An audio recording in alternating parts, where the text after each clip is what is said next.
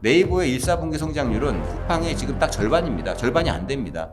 그렇기 때문에 지금 이 상태로는 사실은 더 이상 동력을 잃어버리게 된다면 힘들기 때문에 여기서 물류라는 좀 극단의 그런 네. 처방을 통해서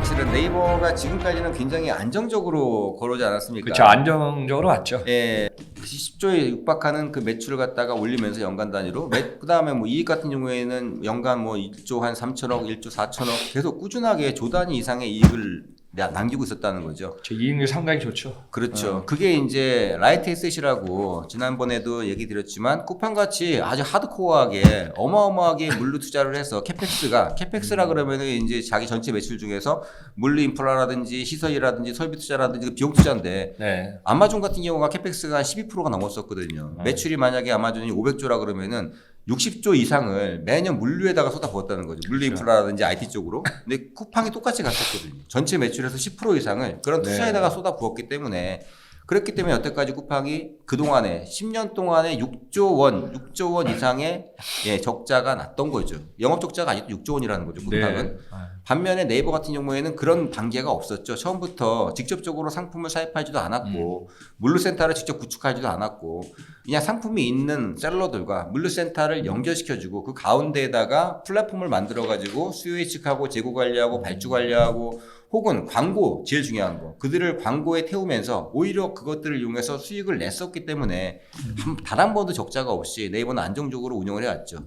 근데 여기서 이제 또 격변이 하나 일어나게 됐던 게 드디어 이제 네이버가 그런 방식으로 쿠팡과 대적을 해서 쿠팡을 갖다 여태까지 잡아왔었는데 네. 실제로 2021년도까지만 하더라도 우리나라 이커머스 시장에서 1등이 네이버였었거든요. 왜냐하면 이게 거래액과 매출액이라고 두 개를 나눌 수가 있는데 네이버는 사실은 거래액으로 본다면은 그 매출액으로 본다면은 그 시커머스 그러니까 커머스 자체가 크진 않아요. 매출액이 지금 이번 분기에 7천억 정도 나왔으니까 그러면은 47에 28이면은 많이 나온다 그러면은 뭐 한 2조 8천억 정도 3조가 안 나온다는 거죠. 네이버 연간, 커머스 그 정도. 스마트 스토어에서 매출을 갖다가 올린다거나 커머스에 광고라거나 어쨌든 그런 걸 다 이용해 가지고 매출 올릴 수 있는 게 3조 같이 안 되는데 근데 쿠팡 같은 경우에는 32조의 매출을 올린다는 거죠. 네. 근데 쿠팡은 매출만으로 본다면은 이 네이버의 거의 10배가 되는데 사실 그 사이트, 네이버 사이트에서 스마트 스토어에서 발생되는 거래액, 총 거래액이라 그러죠. 그 다음에 네이버 그 쿠팡에 있는 그 로켓 배송과 로켓 그로스를 합친 거래액 두 개가 비슷하거든요. 네. 21년도까지만 하더라도 아마 이게 그 네이버가 쿠팡을 좀 앞서 나갔던 그런 단계에 있다가 이제는 이제 쿠팡이 네이버를 좀 앞서 나가는 그런 단계로 지금 접어들고 있는 것 같아요. 그래서 네.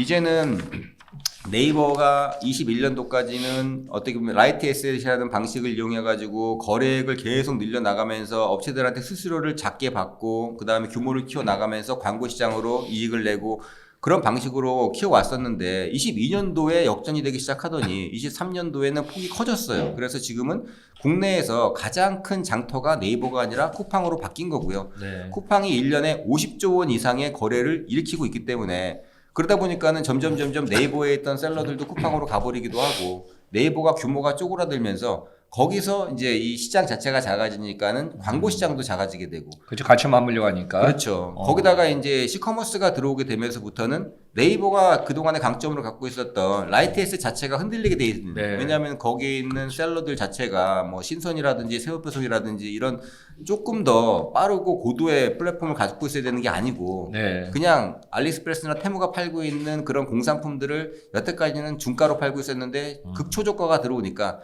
그 시장이 망가지기 시작하니까는 네이버가 이제 드디어 그렇죠. 물류 쪽으로 인프라를 확대하겠다라는 게 이번에 쿠팡이 멤버십을 올리면서 네이버가 지금 내놓고 있는 카드들이 네. 이제 무료 배송, 무료 반품, 휴일 배송 그렇죠. 이게 사실은 하나하나가 비용이 연간으로 본다면 수백억에서 수천억까지 들어가는 네. 굉장히 고가의 비용이 들어가는 그런 이 플랫폼들이기 때문에 그런 또 이제 솔루션들이기 때문에 네. 그런 것들을 네이버가 그동안에는 업체들한테 알아서 비용 부담을 시켜왔고 수수료만 받아왔던 거를 이제는 직접적으로 이 비용을 우리가 내주겠다. 네. 이런 식으로 지금 네이버가 접근을 하고 있기 때문에 과연 이게 솔직히 말하면 진심일까?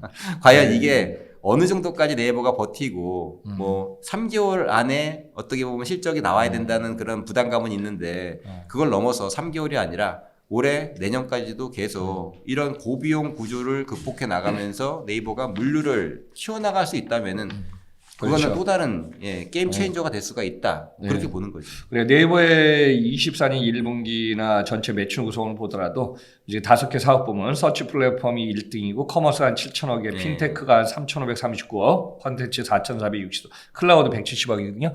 전체 매출 규모 중에 약 30%가 채 안 됩니다. 말씀하신 대로 이대로 가면 커머스 사업이 약 3조 정도 나오겠네요.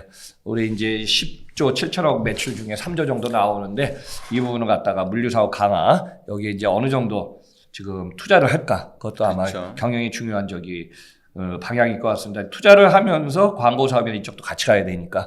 그래서 그렇죠. 일이 서치 플랫폼하고 커머스를 묶어서 거의 뭐 규모가 워낙 크다 보니까 이 사업을 갖다가 어느 정도 전환점을 가져갈까. 아무튼 2024년 2분기가요. 4월, 5월, 6월 이 3개월이 좀 승부가 될 것 같습니다. 일단 그렇죠. 회원수도 갖고 와야 돼요. 그만큼 서비스를 안전적으로 줘야지 계속 회원수가 늘어나지 않습니까? 예, 맞습니다. 네, 그 부분 한번 주목해 봐야 되겠네요. 네이버 커머스 같은 경우에는 지금 커머스 광고, 중개업, 멤버십 비용 이렇게 나눠져 있는데 사실 그 중에서 아까 이제 커머스 전체적으로 7,300억 나왔던 7천억 나왔던 이 부분이 네. 조금 더 쪼개 보면은 멤버십이 440억이 나왔어요, 이번에. 멤버십이 480억이 나왔습니다. 네, 멤버십이 1사분기에 매출이 480억이 나왔어요. 네. 얼추 이게 4,900원짜리이기 때문에 1,000만 명이라는 거거든요. 즉 지금 네이버 멤버십이 1,000만 명 정도의 회원을 확보하고 있고 이게 계속 확대되고 있는 거죠. 이게 2022년도 4분기에 요게 불과 370억이었던 게 지금 480억으로 1년 만에 굉장히 크게 올라갔거든요. 즉 네이버도 지금 콘텐츠가 워낙에 단단했고 그리고 지금 뭐 온앱 서비스 같은 부분도 계속 해 나가면서 물류도 지금 어떻게 보면 포기하지는 않았던 거죠. 그렇기 때문에 지금 단계에서 다시 한번 여기서 가장 핵심이 되고 있는 거 콘텐츠가 핵심은 아니고 솔직히 말하면 뭐 웹툰이라든지 그런 것도 좋지만 실제로 고객들이 원하는 거는 무료 배송, 무료 반품, 휴일 배송 이런 물류 서비스를 강화한다 그러면 굉장히 열광적인 반응을 얻을 수 있어요. 고비용 구조지만 이걸 극복할 수만 있다면은 쿠팡과 또 다른 이 각을 세울 수 있는 그런 구조로 갈 수 있다고도 보는 거고요. 그리고 이제 매출로 본다 그러면은 가장 컸던 게 사실 이 커머스 부분에서 이 광고 말고 실질적인 판매 매출로만 본다면은 3,900억 정도가 나왔는데 이 3,900억이라는 게 수수료죠. 어떤 얘기냐면은 전체적으로 네이버가 이번 1사분기 때 12조 2천억의 거래액이 찍혔어요. 12조 2천억. 그러면은 연간으로 보면 얼마입니까? 연간으로 보면 거의 50조 가까운 거죠. 49조. 근데 지금 쿠팡이 지금 얼마가 나왔습니까? 쿠팡이. 거래액으로 본다 그러면은 사실은 쿠팡은 지금 이번에 매출 발표했을 때가 9조 발표를 했거든요. 매출은 9조. 근데 지금 네이버는 12조 2천억? 얼추 보면 네이버가 큰 것 같지만 쿠팡은 발표하지 않은 게 거기에 네이버의 그 스마트 그 그로스 로켓 그로스를 발표하지 않았어요. 로켓 그로스에서 거래되는 금액. 그것까지 하면 아마 제 판단으로는 쿠팡이 한 14조 가까이 되지 않을까. 그러면 아직까지 쿠팡이 네이버보다는 거래액에서는 조금 더 높긴 하지만 네이버도 빅2죠. 국내에서는 어떻게 보면 1년에 50조 가까운 거래를 올릴 수가 있는 플랫폼이기 때문에 여기서 이 플랫폼의 거대한 거래액을 통해서 이것들을 계속 확대해 나갈 필요가 있고요.